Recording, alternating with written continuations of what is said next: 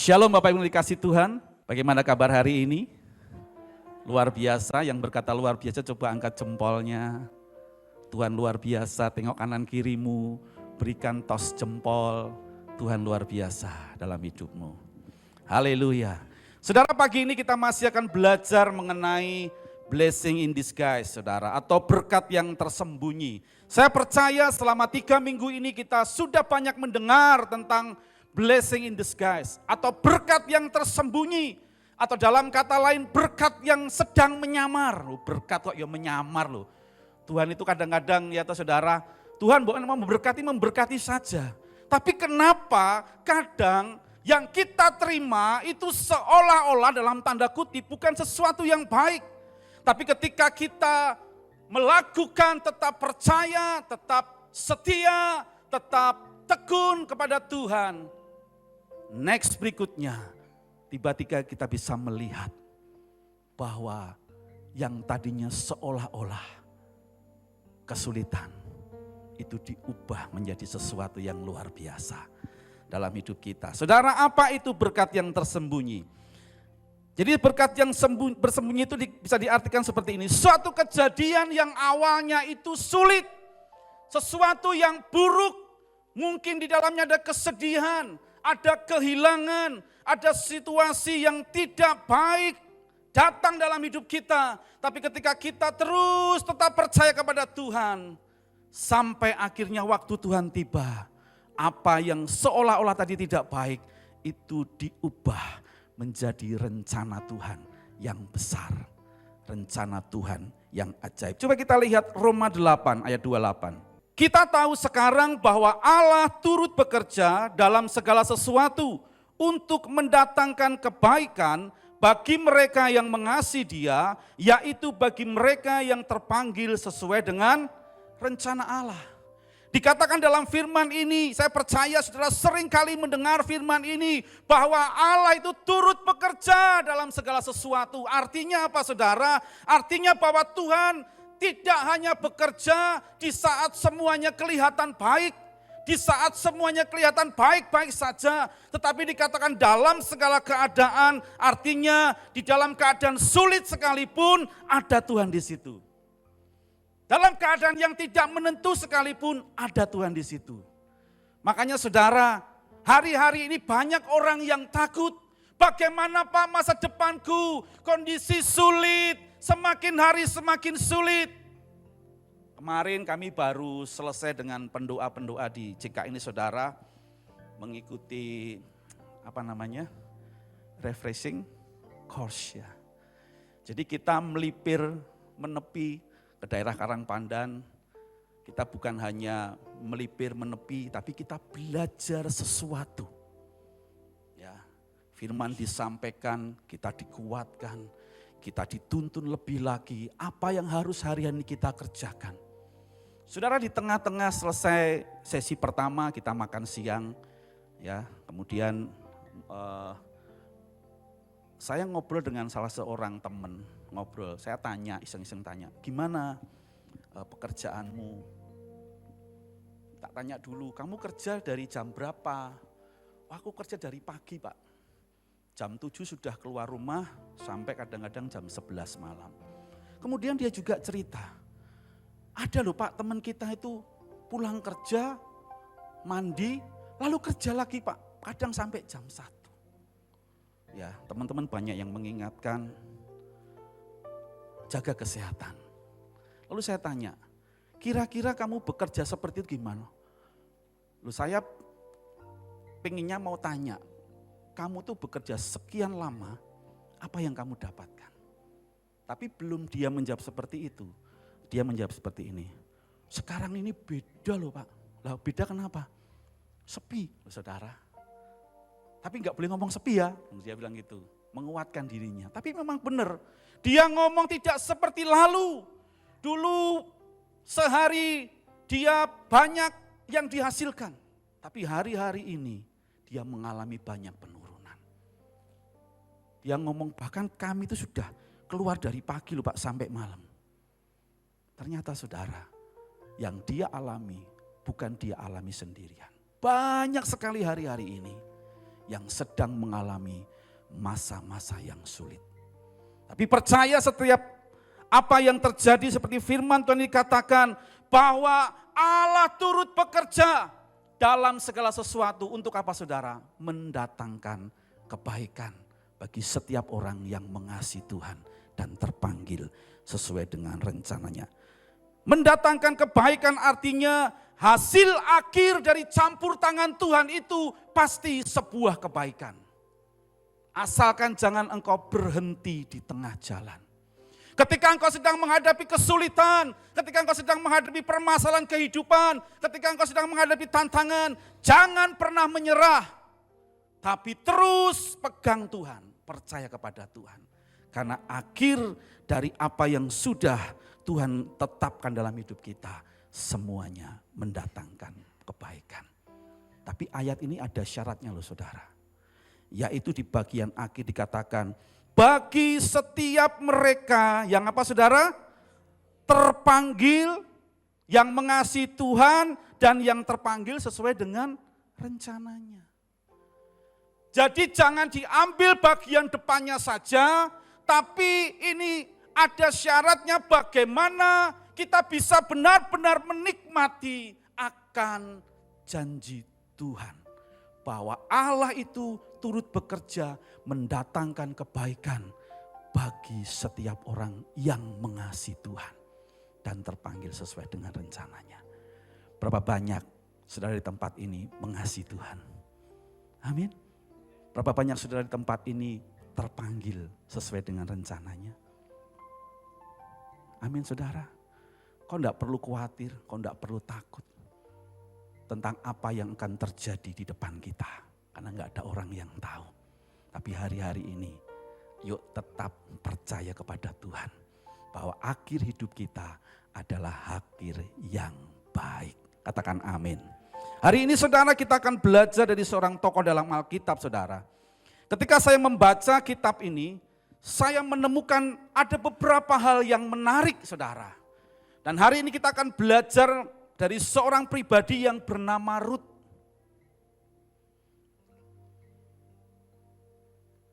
Ini kisah yang bagi saya cukup epik dan dramatis, saudara. Saya itu suka kadang-kadang kalau waktu senggang itu lihat film. Tapi saya suka film-film yang apa saudara? Tentang film kolosal, jadi tentang kerajaan. Kenapa? Karena ketika saya melihat tentang film tentang kerajaan itu saudara, saya memperhatikan, saya bisa melihat berbagai macam karakter orang, berbagai macam kejadian dalam hidupnya. Dan seringkali film-film itu menceritakan seorang tokoh yang awalnya itu teraniaya, yang awalnya dia terbuang, yang awalnya dia mengalami banyak tantangan. Tetapi ketika saya mengikuti episode demi episode, ketekunannya, kesungguhan hatinya, akhirnya happy ending. Kalau kita melihat kisah Rut ini saudara, nanti saudara bisa baca di Rut pasalnya yang pertama sampai dengan pasalnya yang keempat, saya nggak akan baca semua. Ya, ini menceritakan mengenai seorang yang bernama Rut. Rut itu adalah menantu dari Naomi. Suatu ketika Elimelech suami Naomi dan Naomi serta dua anaknya, Mahlon dan Kilion, pergi meninggalkan Bethlehem menuju ke Moab. Karena terjadi kekeringan. Ketika mereka tinggal di Moab, ketika mereka berangkat dari Bethlehem, mereka itu dalam keadaan kelimpahan. Dikatakan mereka pergi itu bukan dalam keadaan yang no hope atau tidak punya apa-apa, tidak punya pengharapan. Mereka pergi ke Moab, menetap di sana kira-kira selama 10 tahun. Dan singkat cerita, ternyata dalam rentang waktu 10 tahun itu, Naomi menerima sesuatu yang tidak baik. Yang pertama, suaminya meninggal dunia. Bukan hanya itu, Naomi juga kehilangan kedua anaknya, Mahlon dan Kilion. Sehingga ketika suasananya sudah seperti itu, Naomi merasa terpukul.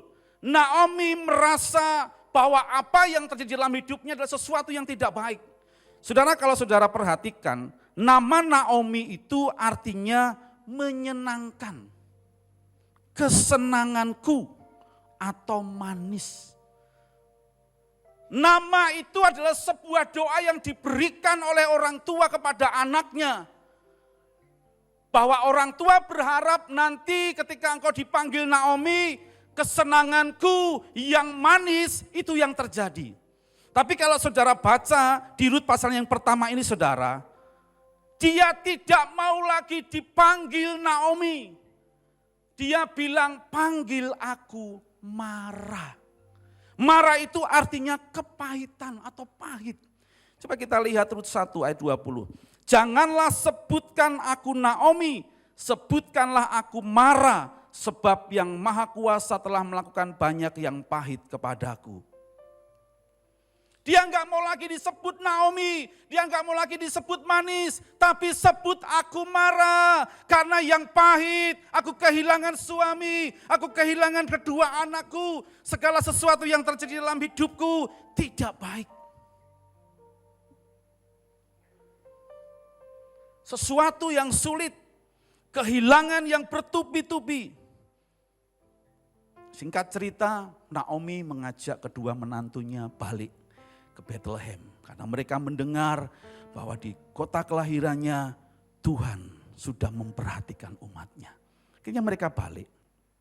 Di tengah jalan, Rut menyuruh kedua menantunya, wis kamu pulanglah kepada kaummu. Mereka bersikeras, tidak mau. Aku mau sama engkau ibu mertua. Saudara, lalu dipujuk lagi oleh Naomi. Akhirnya Orpa pamit sama Naomi. Baik, saya pamit ibu. Kemudian tinggallah Rut. Rut tidak mau meninggalkan Naomi. Rut tidak mau berpisah dengan Naomi. Dia pengen selalu bersama-sama dengan Naomi. Singkat cerita mereka berdua balik ke Bethlehem dengan kondisi yang tidak baik. Dengan kemiskinan. Lalu Rut bukan hanya harus tinggal bersama. Tapi Rut mulai mencari makan buat mereka berdua. Bahkan dia harus pergi ke ladang. Dia mengambil jelai-jelai di belakang orang yang sedang memanen. Ya, dia sebagai orang asing, sebagai orang yang tidak baik dengan status janda sekalian, dia pergi tetap menghidupi orang tuanya. Ini kisah yang luar biasa loh saudara, antara menantu dan mertuanya, menantu perempuan dan mertuanya.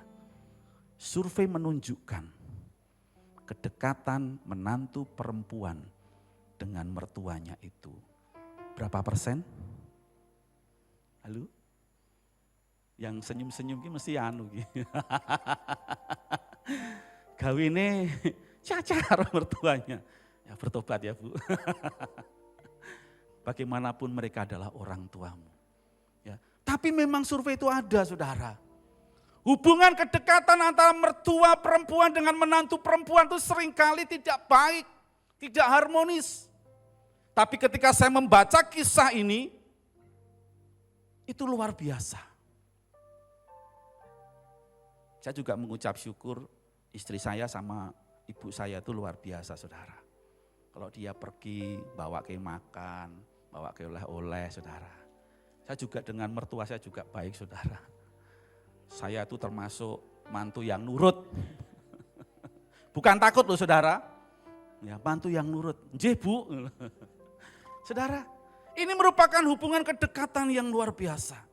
Sampai suatu ketika, singkat cerita. Dia tekun, dia setia. Dia bertemu dengan Boas sang pemilik ladang. Dan singkat cerita, akhirnya mereka dipersatukan dalam pernikahan. Dan menghasilkan sebuah keturunan yang dahsyat, yaitu Raja Daud. Amin. Bukan hanya berhenti sampai Raja Daud. Dari keturunan Rut, dan Boas lahir sang juru selamat kita, Tuhan Yesus Kristus. Dari kejadian yang sulit, dari kejadian kehilangan, dari kejadian yang membawa kehidupan yang tidak menentu, ketika mereka tetap tekun, Rut setia, dia terima blessing in disguise. Nah, sekarang baru masuk ke inti khotbahnya, saudara. Ya, tadi cuman prolog. Ya, nanti kira-kira selesai jam 9:15. Ya. Oke, kualitas apa yang dimiliki oleh Rut sehingga dia menerima blessing in disguise dalam hidupnya? Yang pertama, coba kita perhatikan. Rut 1 ayat yang ke-16. Tetapi kata Rut, janganlah desak aku meninggalkan engkau dan pulang dengan tidak mengikuti engkau. Sebab kemana engkau pergi, ke situ jugalah aku pergi. Dan di mana engkau bermalam, di situ jugalah aku bermalam. Bangsamulah bangsaku dan Allahmulah Allahku. Sebuah keputusan yang tepat yang Rut lakukan ketika dia menghadapi segala kesulitan, ketika dia menghadapi kehilangan, ketika dia mengalami ketidakmenentuan dalam kehidupannya, keterpurukan. Ada sebuah keputusan yang dia ambil. Rut mengambil keputusan yang benar untuk apa? Dia percaya kepada Allah yang benar. Amin, saudara. Kalau kita perhatikan latar belakang daripada Rut adalah orang Moab. Moab itu sendiri adalah hasil dari sebuah hubungan yang sebenarnya tidak layak. Bukan sebenarnya, memang tidak layak. Kenapa? Karena Moab dilahirkan dari seorang ayah yang intim dengan anak perempuannya, saudara. Memang sebenarnya bukan ayahnya sih yang salah. Cuma ayahnya tuh seneng mabuk, jadi dikasih mabuk sehingga terjadi incest dan lahirlah Moab. Moab dan Amon dari anak yang barep, anaknya Lot dan anak yang kedua. Saudara, latar belakang Rut adalah seorang penyembah berhala. Latar belakang Rut adalah orang yang tidak mengenal dan percaya kepada Tuhan yang benar. Tapi hari itu ketika dia mengalami kehilangan, dia mengalami kesulitan dalam hidupnya, dia mengambil sebuah keputusan yang tepat, yaitu dia berani dan dia berikrar, aku percaya kepada Allah yang benar. Saudara, hari-hari ini banyak orang yang kehilangan pengharapan. Ketika mengalami hidup yang tidak baik, ketika mengalami masalah, ketika mengalami kehilangan, banyak orang yang mulai meninggalkan Tuhan. Menyangkal Tuhan. Wes gak Tuhan-Tuhanan. Wes gak gereja-gerejaan. Percuma aku neng gereja. Percuma aku beribadah. Tapi yang aku alami kok seperti ini. Saudara, Rut beda. Di tengah-tengah kesulitannya, di tengah-tengah kehilangannya, dia mengambil keputusan percaya kepada Tuhan. Bagaimana dengan kita hari-hari ini? Ketika badai masalah datang dalam hidupmu, apakah engkau tetap percaya kepada Tuhan? Atau mulai bersungut-sungut? Atau mulai ngelokro? Atau mulai melipir pelan-pelan? Ditanya, kok enggak pernah ke gereja? Alasannya sibuk. Padahal dalam hati kecilnya mulai tidak mempercayai Tuhan. Saudara, kemarin waktu kita melipir dengan para pendoa saudara, ada sebuah kesaksian tuh tak perhatikan, kok iso ngono ya? Kenapa saudara? Pembicara ini bercerita, ada loh seorang pendoa, seorang hamba Tuhan. Kalau hari Selasa mimpin doa peperangan. Tapi dia masih ke dukun. Bayangkan saudara, alasannya apa? Lah aku mengalami kesulitan. Saudara, banyak hari ini orang yang hatinya mulai menjauh dari Buddha Tuhan karena kesulitan. Meninggalkan Tuhan karena kesulitan. Tapi saya percaya bilangan orang yang ada di tempat ini akan tetap teguh apapun yang terjadi. Tetap pegang Yesus, sekali Yesus, tetap Yesus. Rut tetap memegang dan percaya kepada Tuhan dan berani mempercayainya. Suatu hari saudara, saya ini kumpul dengan teman-teman fathering saudara. Dan di tengah-tengah fathering itu, kita itu saling sharing, saling menguatkan, saling berfellowship. Kemudian saling bersaksi bagaimana Tuhan menyertai kehidupan setiap kita. Ada seorang ibu yang bersaksi luar biasa saudara. Suatu hari kira-kira mungkin di tahun 2007, 2008 atau 2009, dia itu mengalami suatu kejadian yang bagi dia itu sebuah kesulitan, sesuatu yang tidak baik. Dia itu dari seberang saudara dan percaya kepada Yesus. Singkat cerita dia baru mulai membangun sebuah usaha saudara di satu daerah.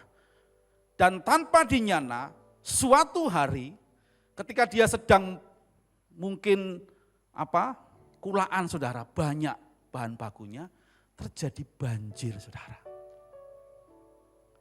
Dia melihat semua bahan bakunya hampir kecelup air. Yang dia terima dan dia lakukan hanya apa? Mau menyelamatkan sudah tidak bisa. Menangis? Menangis saudara? Menangis pasti. Sedih? Kehilangan? Pasti. Kenapa? Karena semuanya sedang yang dia usahakan malam itu dilanda oleh banjir. Singkat cerita, di tengah-tengah pergumulannya, Tuhan, aku kiwis meninggalkan agamaku, meninggalkan Tuhanku yang lalu dan percaya kepada Engkau. Tapi kenapa ini yang terjadi Tuhan? Tapi saya melihat dia tekun, dia berani ambil langkah untuk tetap percaya kepada Tuhan. Singkat cerita, ada banyak begitu kemudahan yang Tuhan berikan dalam hidupnya. Dan dengan berjalannya waktu, hari ini dia bisa menikmati segala berkat yang Tuhan berikan. Bukan hanya untuk dirinya, tapi dia menjadi saluran berkat bagi banyak orang. Amin. Ketika di tengah-tengah kesulitan, Rut mengambil keputusan untuk percaya kepada Tuhan dan mempercayainya. Sesuatu yang dahsyat terjadi dalam hidupnya. Yang kedua, kualitas apa yang dimiliki oleh Rut? Yang kedua, Rut memiliki kesetiaan dan ketekunan yang teruji. Nama Rut artinya sahabat, teman setia, persahabatan. Saudara, Rut setia mengikuti Naomi yang tidak baik-baik saja. Rut tetap menyertai Naomi kemanapun dia pergi. Rut tetap mau bersama-sama dengan Naomi apapun yang terjadi. Ini bukti kesetiaan yang Rut nyatakan dalam kehidupannya kepada Naomi. Coba kita perhatikan, kita akan baca dengan cepat. Rut 1:8-18. Berkatalah Naomi kepada kedua menantunya itu, pergilah, pulanglah masing-masing ke rumah ibunya.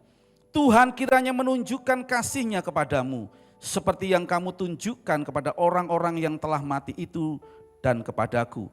Kiranya atas karunia Tuhan kamu mendapat tempat perlindungan masing-masing di rumah suaminya. Lalu diciumnyalah mereka, tetapi mereka menangis dengan suara keras dan berkata kepadanya, tidak, kami ikut dengan engkau pulang ke bangsamu. Tetapi Naomi berkata, pulanglah anak-anakku, mengapakah kamu turut dengan aku? Bukankah tidak akan ada lagi anak laki-laki yang kulahirkan untuk dijadikan suamimu nanti? Coba kita langsung ayat yang ke-15. Berkatalah Naomi, telah pulang iparmu kepada bangsanya dan kepada para allahnya, pulanglah mengikuti iparmu. Tetapi kata Rut, janganlah desak aku meninggalkan engkau dan pulang dengan tidak mengikuti engkau, sebab kemana engkau pergi, ke situ jugalah aku pergi, dan kemana engkau bermalam, di situ jugalah aku bermalam. Bangsamulah bangsaku dan Allahmulah Allahku. Di mana engkau mati, aku pun mati di sana, dan di sanalah aku dikuburkan. Beginilah kiranya Tuhan menghukum aku. Bahkan lebih lagi daripada itu, jikalau suatu apapun memisahkan aku dari engkau, selain daripada maut. Ketika melihat bahwa Rut berkeras untuk ikut bersama-sama dengan dia, berhentilah ia berkata-kata kepadanya. Saudara, bisa enggak kira-kira Rut meninggalkan Naomi? Sangat bisa. Kenapa? Orang pasti melihat kondisi Naomi yang tidak baik-baik saja. Kenapa ikut Naomi ya? Mungkin ada orang yang berpikir seperti itu. Tapi kalau kita baca di sini, Rut seperti namanya, kasih setia. Dia menunjukkan kasih setianya kepada Naomi. Rut menunjukkan kesetiaannya kepada Naomi dengan cara apa? Dengan cara tetap mau bersama-sama dengan dia. Bahkan dia harus meninggalkan keluarganya, dia meninggalkan kaumnya, dia meninggalkan kehidupannya yang lama di Moab untuk menjadi pendatang, menjadi orang asing di negeri Naomi. Saudara, ini bukti kesetiaan. Bahkan kalau kita membaca kisah ini saudara, Rut bukan hanya mengikuti Naomi, tetapi dia mencarikan makan kehidupan untuk Naomi. Rut 2 ayat 1-3. Naomi itu mempunyai seorang sanak dari pihak suaminya, seorang yang kaya raya dari kaum Elimeleh, namanya Boas. Maka Rut, perempuan Moab itu berkata kepada Naomi, biarkanlah aku pergi ke ladang memungut bulir-bulir jelai di belakang orang yang murah hati kepadaku. Dan saut Naomi kepadanya, pergilah anakku. Pergilah ia, lalu sampai di ladang dan memungut jelai di belakang penyabit-penyabit. Kebetulan ia berada di tanah milik Boas yang berasal dari kaum Elimeleh. Ayat yang ke-7. Tadi ia berkata, izinkanlah kiranya aku memungut dan mengumpulkan jelai dari antara berkas-berkas jelai ini di belakang penyabit-penyabit. Begitulah ia datang dan terus sibuk dari pagi sampai sekarang. Dan seketika ia tidak berhenti. Ayat 23. Demikianlah Rut tetap dekat pada pengerja-pengerja perempuan Boas untuk memungut sampai musim menuai jelai dan musim menuai gandum telah berakhir. Dan selama itu ia tinggal bersama-sama dengan mertuanya. Saudara, di tengah-tengah kesulitan, dia tetap tekun. Bagaimana caranya dia bisa menghidupi mereka berdua. Bahkan harus bekerja di satu pekerjaan yang tidak baik. Hasilnya tidak seberapa. Tapi Rut dengan tekun tetap memungut jelai di belakang orang-orang yang sedang panen. Sampai suatu ketika Boas melihat, lalu diberikan kemudahan kepada Rut. Siapa kok dia? Oh, dia mantunya Naomi. Pekerja-pekerjanya Boas ngomong, itu mantuni Naomi dan dia sangat baik. Dia memperlakukan Naomi sedemikian baiknya, saudara. Jadi kemudahan itu juga dia terima. Rut tetap tekun. Bahkan ada firman tadi katakan, dia bekerja dari pagi sampai petang. Selama musim menuai, dia tetap melakukan hal yang sama. Bagaimana dengan kita hari-hari ini? Apakah kita memiliki ketekunan di dalam mengiring Tuhan? Apakah kita punya kesetiaan dan ketekunan di dalam Tuhan? Ketika sesuatu yang tidak baik terjadi, ketika semuanya seolah-olah tidak baik, apakah kita masih memiliki kesetiaan dan ketekunan kepada Tuhan? Biarlah kita belajar dari Rut, miliki kesetiaan dan ketekunan di dalam Tuhan. Walaupun seolah-olah tidak sesuatu yang baik sedang terjadi dalam hidup kita, tapi percayalah ada tangan Tuhan yang menyertai hidup kita. Amin. Yang ketiga, kualitas apa yang dimiliki oleh Rut? Yang ketiga, Rut memiliki ketaatan. Saudara, ketika Naomi mengetahui bahwa di ladang milik Boas, Rut mengambil jelai. Rut mengambil sisa-sisa panen di belakang para penuai. Lalu Naomi memberikan arahan demi arahan lebih lagi. Apa yang Rut harus lakukan? Kita lihat Rut 3 ayat 1-6. Lalu Naomi mertuanya itu berkata kepadanya, anakku, apakah tidak ada baiknya jika aku mencari tempat perlindungan bagimu supaya engkau berbahagia? Maka sekarang bukankah Boas yang pengerja-pengerjanya perempuan telah kau temani itu adalah sanak kita? Dia pada malam ini menampi jelai di tempat pengirikan, maka mandilah dan beruraplah, pakailah pakaian bagusmu dan pergilah ke tempat pengirikan itu, tetapi janganlah engkau ketahuan kepada orang itu sebelum ia selesai makan dan minum. Jika ia membaringkan diri tidur, haruslah engkau perhatikan baik-baik tempat ia berbaring. Kemudian datanglah dekat, singkapkanlah selimut dari kakinya dan berbaringlah di sana. Maka ia akan memberitahukan kepadamu apa yang harus kau lakukan. Lalu kata Rut kepadanya, segala yang engkau katakan itu akan kulakukan. Sesudah itu pergilah ia ke tempat pengirikan dan dilakukannya lah tepat seperti yang diperintahkan mertuanya kepadanya. Naomi mengarahkan Rut, apa yang harus kamu kerjakan? Kamu harus seperti ini, seperti ini, seperti ini. Dan dikatakan, baik Ibu Naomi, baik Ibu mertua, aku akan melakukan tepat seperti apa yang kau katakan. Singkat cerita, ketaatan itu membuahkan hasil yang luar biasa. Akhirnya, Rut diambil oleh Boas menjadi istrinya. Amin. Derajatnya diangkat, hidupnya dipulihkan. Dan seperti dikatakan di awal, akhirnya melalui mereka, Boas dan Rut, lahir silsilah keturunan yang besar. Rut banyak mengalami kesulitan, Rut kehilangan. Tetapi ketika dia tetap dan berani percaya kepada Tuhan, berani mempercayai Tuhan, Rut tetap setia melakukan apa yang menjadi bagiannya. Dan Rut memiliki ketaatan. Ketaatan itu menghasilkan buah yang baik dalam hidupnya. Amin saudara. Saya tidak tahu apa yang hari ini sedang saudara alami. Saya tidak tahu apa yang sedang terjadi dalam hidup saudara. Mungkin hari-hari ini ada di antara saudara yang sedang mengalami kesulitan. Atau mungkin sekarang sedang mengalami kehilangan. Atau sedang mengalami keterpurukan. Kau mungkin hari-hari sedang kehilangan pekerjaanmu. Kehilangan orang-orang yang kau kasihi. Engkau kehilangan kesehatanmu. Engkau sedang masuk dalam penderitaan dalam hidupmu. Jangan pernah menyerah. Amin.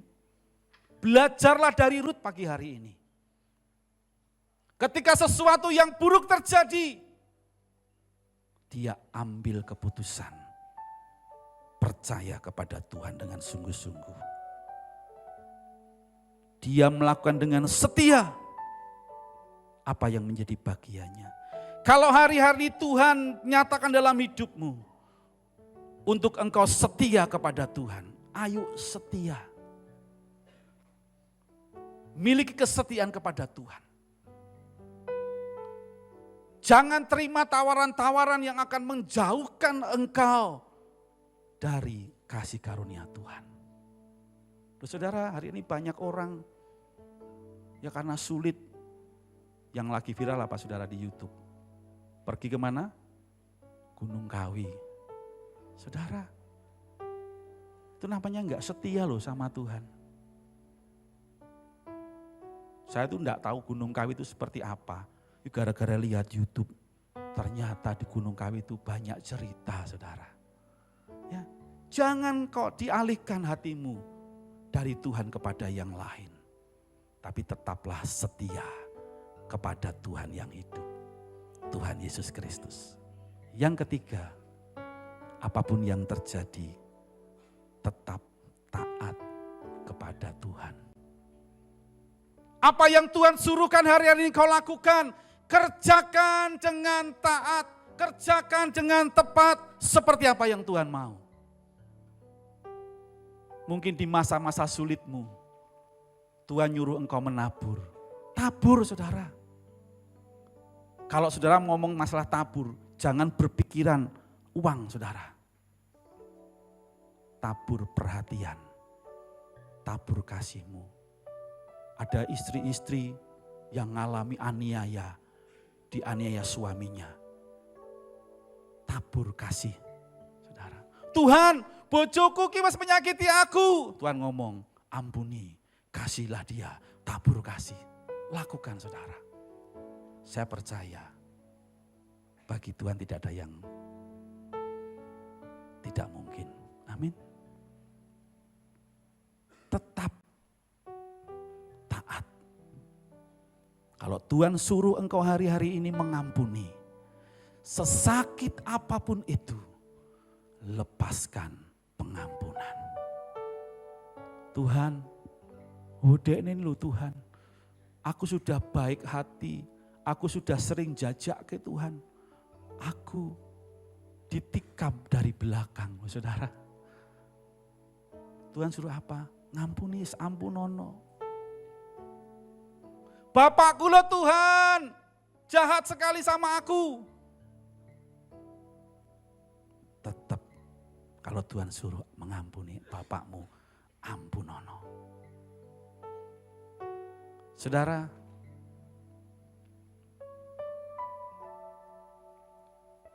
saya punya seorang anak perempuan yang paling besar. Dan saya sungguh mengucap syukur sekali kepada Tuhan. Kenapa? Karena hari-hari ini dia mulai mengambil sebuah keputusan yang benar. Yaitu melayani Tuhan. Dan seringkali di dalam pelayanannya saudara, dia dipertemukan dengan banyak anak-anak muda yang sedang mengalami krisis kasih di dalam keluarganya. Dan anak saya itu seringkali cerita, tadi toh Pak gini. Ada anak-anak muda sedang selesai kebaktian, lalu datang. Terus tiba-tiba anak saya nyuruh, kamu kesini. Ketika anak itu mendekat, baru duduk, sudah menangis saudara. Dan ternyata hari-hari ini banyak anak-anak yang sedang kepahitan dengan orang tuanya. Saudara, kalau mungkin itu ada engkau anak-anak muda di tempat ini, jangan pernah pahit kepada orang tuamu. Bagaimanapun orang tuamu, itu tetap orang tuamu.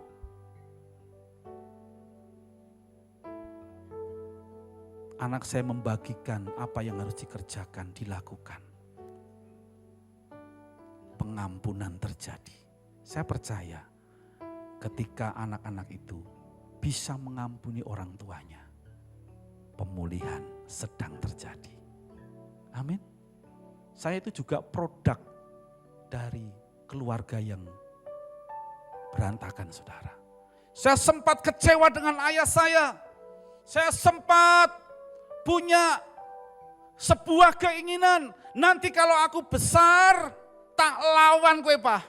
Nek aku gede, podo gedene wani aku karo kowe Pak. Sampai itu membekas. kebencian itu mendalam. Tapi suatu ketika saya dijamah oleh Tuhan, suruh mengampuni ayah saya. Awalnya susah saudara, tapi begitu saya melepaskan pengampunan kepada ayah saya mengalami kasih Bapa. Pemulihan terjadi. Amin saudara. Taat saja kepada apa yang Tuhan sedang kerjakan dalam hidup saudara. Anak-anak muda tanggal 24-25 ada retreat.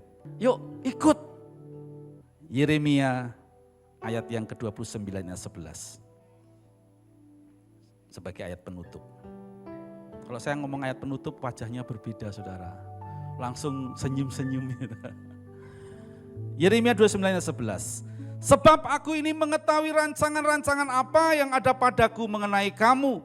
Demikianlah firman Tuhan, yaitu rancangan damai sejahtera dan bukan rancangan kecelakaan, untuk memberikan kepadamu hari depan yang penuh dengan harapan. Saya percaya kisah yang Ruth alami, yang Naomi alami, itu ada dalam desain dan rancangan Tuhan yang besar. Mengapa Elimelek dan Naomi harus jauh meninggalkan Bethlehem untuk pergi ke Moab? Saya percaya setelah saya merenungkan kira-kira apa ya Tuhan ya, kok mereka kok wong sugih loh, kenapa harus meninggalkan Bethlehem? Saya percaya karena di sana ada yang namanya Ruth yang sudah Tuhan persiapkan untuk menjadi berkat bagi banyak bangsa-bangsa. Amin. Kelihatannya semuanya kok seperti ini ya, kok sesuatu tidak tambah baik ya. Jangan pernah berhenti di tengah jalan. Karena saya percaya seperti firman ini, Tuhan tahu rancangan atas setiap kehidupan kita. Jangan lihat hari ini, tapi lihatlah ke depan. Sesuatu masa depan yang terbaik, masa depan yang penuh harapan ada dalam tangan Tuhan. Jangan berhenti di hari ini, tapi teruslah berjalan dalam rencana Tuhan. Ketika waktunya Tuhan datang dalam hidup kita akan terima sesuatu yang tidak pernah kita bayangkan. Terobosan, pemulihan, apapun yang terbaik. Karena itu Tuhan sudah janjikan di dalam firman-Nya. Firman-Nya ya dan amin, firman-Nya pasti digenapi.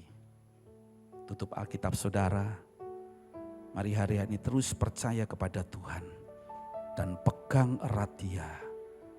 Apapun yang terjadi, sekali Yesus, tetap Yesus.